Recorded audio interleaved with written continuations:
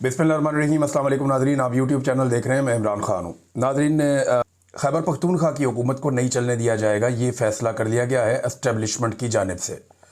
और अब वो सुहेल अफरीदी को नाकाम करेंगे, पूरी कोशिश करेंगे। या तो सुहेल अफरीदी को उनकी शराइत पे या उनकी बात पे आना पड़ेगा, या फिर वो हर कोशिश करते हुए सुहेल अफरीदी को नाकाम बनाएंगे। इमरान खान साहब से उनकी मुलाकात भी नहीं करवाई जा रही। हो सकता है आने वाले दिनों में करवा दी जाए, क्योंकि डे बाई डे चीज़ें तब्दील होंगी और कुछ नई हिकमत अमली भी बनेगी। लेकिन खैबर पख्तूनख्वा में पाकिस्तान तहरीक इंसाफ को जो कुछ थोड़ी ऑक्सीजन मिली है एक बड़ी तब्दीली के बाद, वो थोड़े दिनों में जैसे जैसे चीज़ें डाउन होंगी तो मायूसी फैलाई जाएगी और खैबर पख्तूनख्वा के हालात को डेलिबरेटली ख़राब किया जाएगा और इस तरह की सूरत हाल बना दी जाएगी कि वहाँ पे कोई इमरजेंसी लगा दी जाए या कोई और सूरत हाल डिक्लेयर कर दी जाए, लोगों में मायूसी फैला दी जाए, तो दहशतगर्दी के वाक़यात भी हो सकते हैं। अब खैबर पख्तूनख्वा देखें, पुरअमन खैबर पख्तूनख्वा, जहाँ पे हालात बहुत अच्छे हों, लोग खुशहाल हों, वो कभी भी ऐसे ताजरों को या बिजनेसमैन को पसंद नहीं है, या ऐसे बैरूनी आकाओं को पसंद नहीं है ऐसा खैबर पख्तूनख्वा जहाँ से आपको मादनियात ले जाने में मुश्किल पेश है। याद रखिए कि अफ्रीका के अंदर बड़ा लंबा अरसा खाना जंगी लगी रही, बहुत बुरे हालात रहे अफ्रीका में, और उसकी जो सबसे बड़ी वजह थी वो अफ्रीका के मादनी वसाइल थे।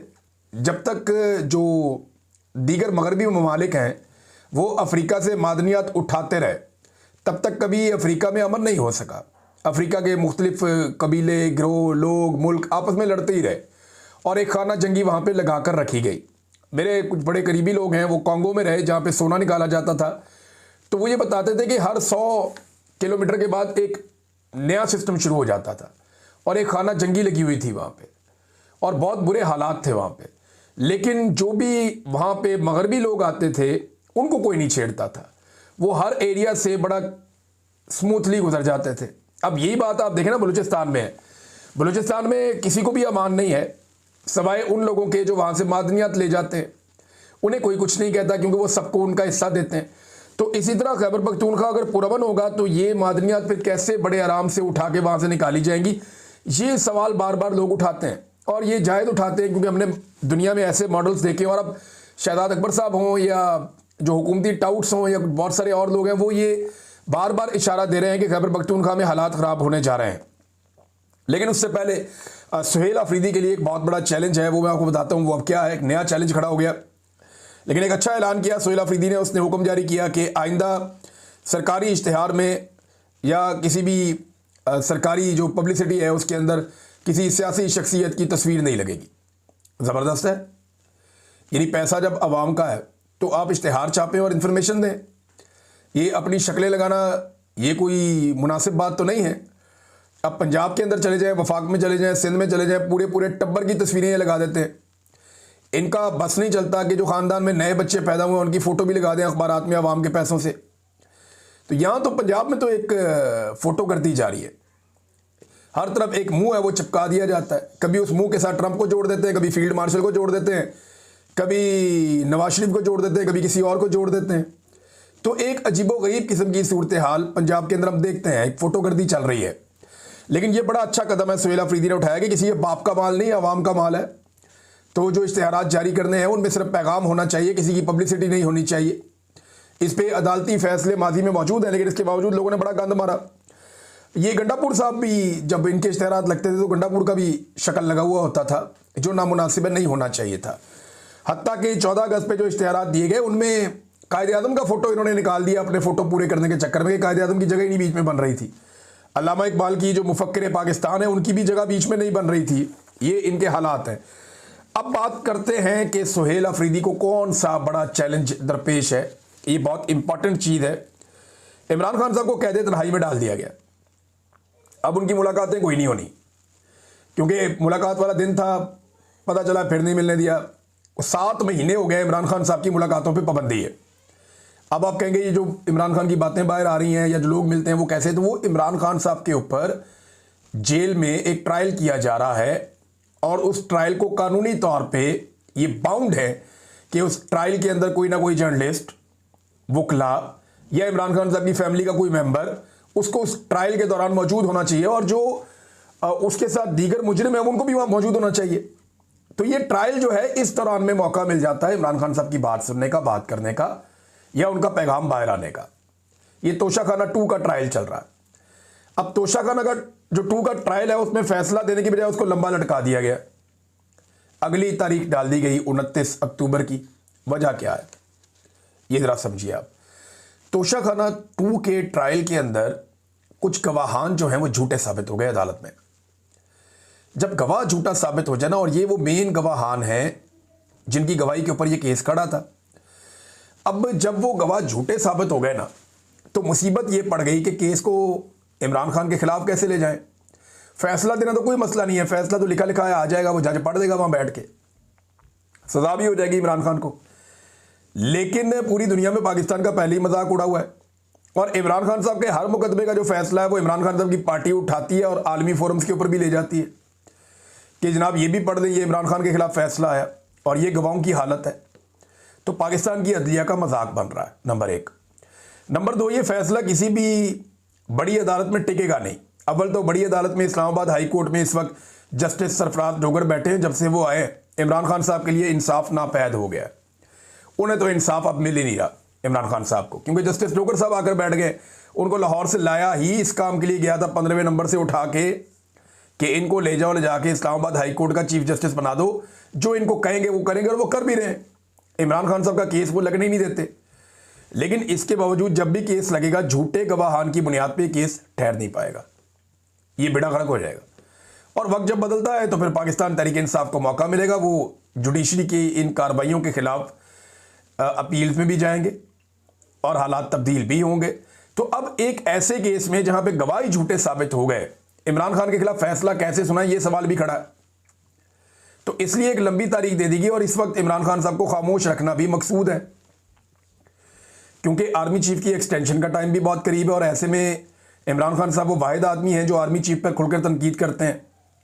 लिहाजा अगर इमरान खान ने आर्मी चीफ पर खुलकर तनकीद की और आर्मी चीफ की जो एक्सटेंशन है उसके लिए कोई रुकावट बनी, तो ये प्रॉब्लम है ना। लिहाजा उन्हें खामोश करके कैद तन्हाई में डाल दिया गया। अब सुहेल अफरीदी और पाकिस्तान तहरीक इंसाफ की क़यादत की ये बड़ी रिस्पॉन्सिबिलिटी है। एक तो इमरान खान साहब की बहनों ने कहा कि अदालत पे दबाव डालें आप लोग सब, पाकिस्तान तहरीक इंसाफ को, उनकी लीडरशिप को, उनके MPs MNA को, सबको निकल कर आना चाहिए और अदालत के ऊपर दबाव डालना चाहिए, रोला शोला डालना चाहिए कि भाई इमरान खान का केस सुने, आप क्यों नहीं सुनते, लगाएं केस। आप इतने केसेस सुनते हैं, बहुत गैर ज़रूरी केसेस भी सुनते हैं, तो पाकिस्तान का सबसे बड़ा लीडर है, सारी कौम उसकी तरफ देख रही है, आप उसका केस ही नहीं लगा रहे। आप केस लगाएं, उसका केस सुने। अब ये जो रोला है वो पढ़ना चाहिए, और इसमें सुहेल अफरीदी का किरदार बड़ा इंपॉर्टेंट होगा। वो इमरान खान से मिलना चाहते हैं, इसके लिए खैबर पख्तूनख्वा असम्बली के अंदर करारदाद भी पास हो गई। वो इमरान खान साहब से मिलना चाहते हैं, इसके लिए उन्होंने जस्टिस याया अफरीदी से भी रब्ता कर लिया। वो इमरान खान साहब से मिलना चाहते हैं, इसके लिए उन्होंने इस्लामाबाद हाई कोर्ट में दरख्वास्त भी दायर कर दी। उस पर एतराज़ात लगे, वो एतराज़ात भी दूर हो गए। लेकिन सुहेल अफरीदी की अभी तक इमरान खान साहब से मुलाकात नहीं हो पाई, और ना ही वो मुलाकात तय हो पाई है। वज़ीर आज़म को भी उन्होंने कहा जी मेरी मुलाकात करवाएं, तो वज़ीर आज़म ने बेबसी का इजहार करते हुए कहा जी मैं पूछ कर बताता हूँ, और तब से लेकर अब तक वज़ीर आज़म ने पूछ कर कुछ भी नहीं बताया।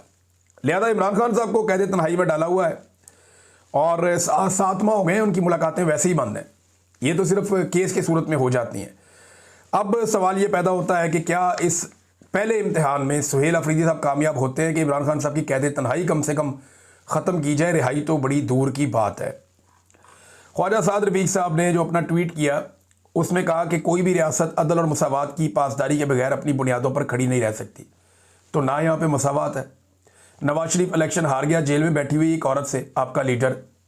अगर मसावात होती तो दोनों को एक जैसा मौका मिलता। दूसरा उन्होंने कहा जी अदल तो पाकिस्तान में नापैद है, अदल तो पाकिस्तान में हो ही नहीं रहा। यहाँ पे तो इद्दत जैसे घटिया केसेस चलाए जा रहे हैं, पाकिस्तान में कीचड़ उछाला जा रहा है। फिर उन्होंने कहा पाकिस्तानी रियासत 1971 में बड़ी तकसीम का शिकार हो चुकी है, और सकूत मशरकी पाकिस्तान के साने अजीम को महज बैरूनी दुश्मनों की साजिशों का नतीजा देकर लपेटा नहीं जा सकता। ये पार वाले दुश्मनों ने नहीं किया था, अंदर से हम शामिल थे। उन्होंने कहा ये एक भरपूर सियासी और अस्करी शिकस्त थी, फौजियों की और सियासतदानों की शिकस्त थी। और साथ उन्होंने कहा नशे में ताकत के नशे और इख्तियारात के नशे में धुत सियासतदानों, जर्नैलों, अफसरशाही और नजरिया ज़रूरत के तहत फैसले देने वाले जजों की महल्लाती साजिशों, बंगालियों को कम तर दर्जे का शहरी समझकर उनके हकूक गसब करने का नतीजा थी। अब ये ख्वाजा साद रफीक साहब का ट्वीट है, लेकिन मैं एक चीज़ आपको बताऊं, यही बात इमरान खान साहब ने की, यही बात ख्वाजा साद रफीक ने भी की। तो क्या यहां पे कोई पीका शीका इस्तेमाल होगा, कोई चादर और चार दीवारी का तकद्दुस पामाल किया जाएगा? क्या ख्वाजा साद रफीक को नंगा करके टॉर्चर किया जाएगा? ख्वाजा साद रफीक साहब का ये ट्वीट है, मैंने आपको पढ़ के सुनाया। ये वही बात है जो इमरान खान साहब कर रहे हैं, अल्फाज का हेर फेर है थोड़ा। ख्वाजा साद रफीक साहब बात करते हैं ना, तो इसका इंपैक्ट नहीं आ रहा। कोई नौजवानों की बहुत बड़ी तादाद इसको उठा के कोई बहुत बड़ा मसला नहीं बना रही। एस्टेब्लिशमेंट को फर्क नहीं पड़ रहा कि ख्वाजा साद रफीक साहब क्या कह रहे हैं, क्योंकि पब्लिक में उसका इंपैक्ट नहीं है। हाँ, जो इमरान खान कह रहा है उसका पब्लिक में इंपैक्ट है, इसलिए एस्टेब्लिशमेंट को बहुत तकलीफ है कि जब वो कहता है कि याया खान ने, और साद रफीक साहब ने वैसे किसी का नाम भी नहीं लिया, लेकिन उन्होंने इदारों का और इस तरह नाम लिया कि जर्नैल, सियासतदान, जजेस और ये सारे ब्यूरोक्रेसी, इन्होंने मिल के पाकिस्तान को तोड़ा है और ये जिम्मेदार है उस सारे के लिए। हम किसी और पे इल्ज़ाम नहीं धर सकते। तो ख्वाजा साद रफीक साहब ने ये ट्वीट क्यों किया? पिछले दिनों भी उन्होंने एक ट्वीट किया था। वो बार बार ये साबित करना चाहते हैं कि उनके अंदर जमहूरियत जिंदा है। लेकिन ख्वाजा साहब, अगर आपके अंदर जमहूरियत जिंदा है तो आपकी सारी की सारी लीडरशिप जो है वो धांधली करके इलेक्शन में आई है।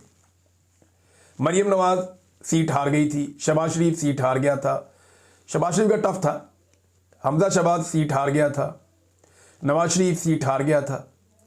आपकी पार्टी के जितने वज़रा इस वक्त बैठे हुए ज़्यादातर सीट हार गए थे। हनीफ अब्बासी को वज़ीर बनाया हुआ आप वाली वजारत पे, वो भी सीट हार गया था। ख्वाजा आसिफ वज़ीर दिफा सीट हार गया था। और जो बाकी आपके वज़रा हैं ये सारे सीटें हारे हुए, इनमें कोई भी नहीं जीता हुआ और बुरी तरह हारे हुए हैं। ये जो बाद में सेनेटर्स बनाए गए ये सारे उन्हीं के ऊपर बनाए गए हैं ना, जेलों में बंद करके मुखालिफिन को। तो साद रफीक साहब, ये नहीं हो सकता कि आप दोनों तरफ हुसैन और यजीद दोनों के साथ एक साथ आप खड़े हो जाएं।